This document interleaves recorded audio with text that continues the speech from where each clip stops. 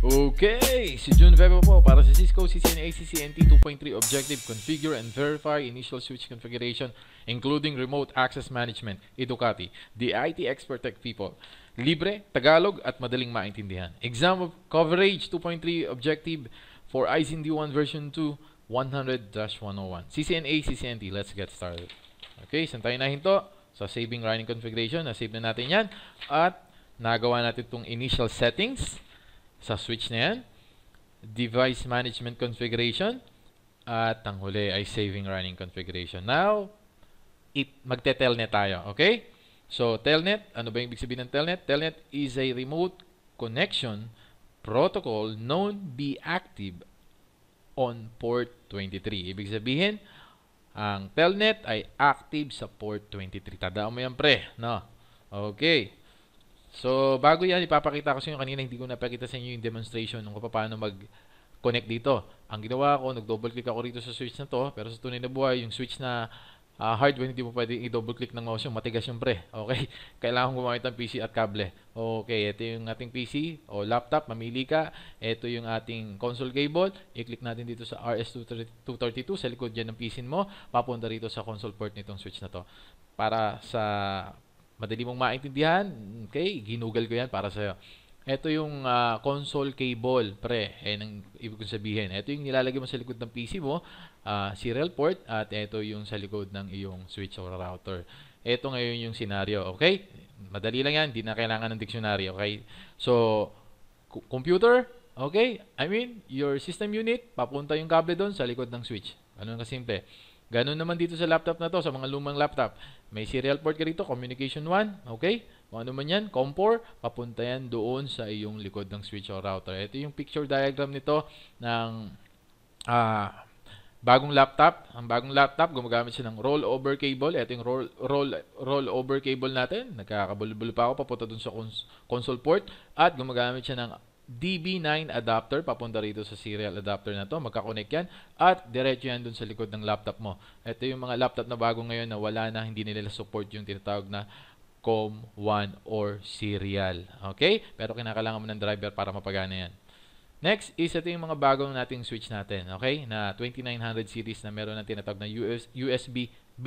Ito yung port na to, maliit. Ang ginagamit natin dyan dito ay bagong console cable. Ito yung itsura niyan. Okay? So, mabilis lang. Hindi mo kailangan ipaliwanag siyo kung paano nangyari yan. Nasa Google ako. I-type mo lang yan, tol.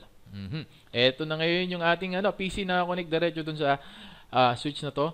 So, ngayon, dito hindi mo kailangan ng IP address, pare. Gumagamit tayo ng special cable dito or yung console cable papunta dun sa switch na yan para ma-configure natin directly itong switch na to. So, para mapatunayan ko sa iyo yan, click natin dito sa PC na to at dito sa desktop na to. Papansin mo, hahanapin mo yung terminal dito, yun, terminal. Pero in real world, no, pagka kinonfigure natin yan, nag-console tayo dun sa switch at ginamit natin yung PC natin, kinakailangan natin ng terminal application like TeraTerm, Hyperterminal, or PuTTY. So, ngayon, dito sa Packet Tracer, kiklik lang natin itong terminal. So, itong terminal configuration nito, port configuration, hindi mo babaguhin kahit anong terminal application ng gamit mo. Ang bits per second nito is 9,600, data bits 8, parity none, stop bits 1, flow control none. So, click OK. So, para makita mo na gumagana yan, ayun, Cisco, type natin Cisco. Okay, enable, okay. Enter, enter, enter. Ibig sabihin, nakakonsole tayo diretso dun sa device na yan. Nakakonsole tayo dyan sa switch na yan. Hindi yan ang gagawin natin. Magte-telnet tayo dyan. Okay? So, pipili tayo ng isang PC dito or laptop. Sa ngayon, pipiliin natin laptop para makita mo. At i-connect natin tong laptop na to dito sa switch na to. Okay? Ang gamit natin ay straight through cable, fast ethernet. Hindi po RS232. Hindi tayo magko-console dito. Okay? Hindi ito console cable. Papunta rito sa fast ethernet ng switch na to. Yun. So, i-fast forward natin. Ito yung technique. Click mo to. Click mo tong delete, delete, delete, delete. Okay. Green na siya. Pasok. Mamaya gagawin mo yan. Ayos ba, tol? Okay. Click natin tong switch na to para makita mo kung ano nangyari kanina rito. Hindi natin nakita, no?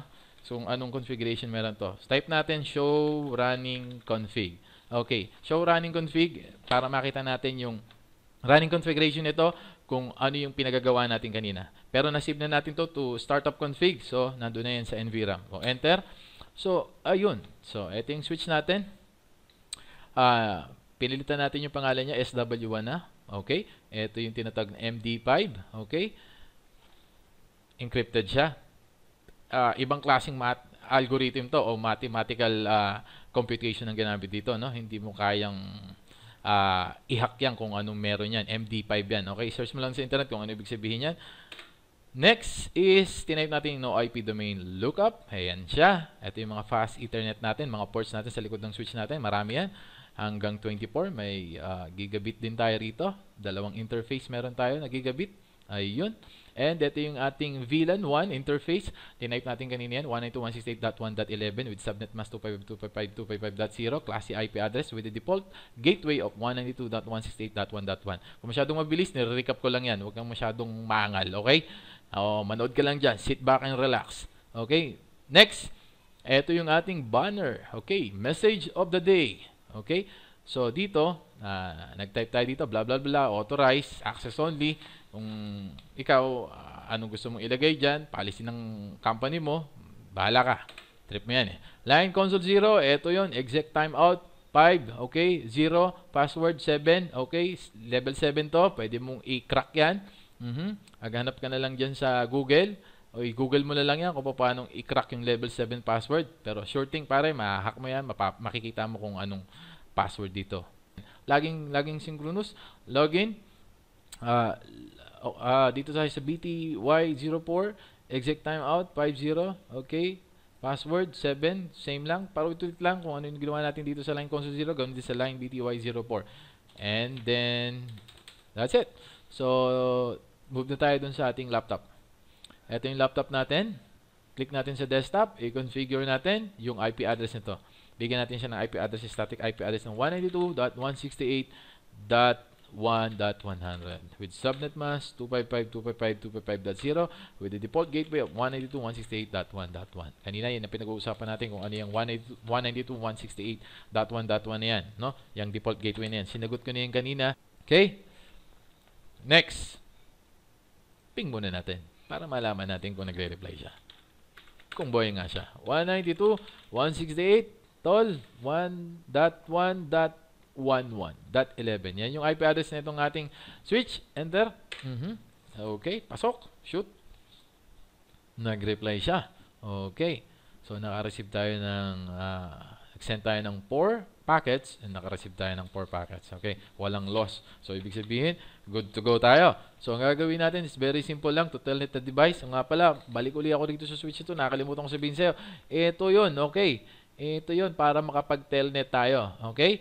So, line BTY, lagyan mo siya ng password at login. Okay? Iyan yung importante dyan para makakonect tayo dyan sa device na yan. Next is to telnet the device. Okay, type mo telnet. Simpleng-simple lang yan. 192, kung ano yung IP address ng switch na yan. Then, 1.11. Okay? Hit the enter key. That's it. Type mo yung password. Cisco. Enable. Cisco. Now, we can telnet to that device remotely. So, sana may natutunan ka. Okay, pare. Repeat, repeat, repeat, and practice more until it becomes second nature to you. Kalas.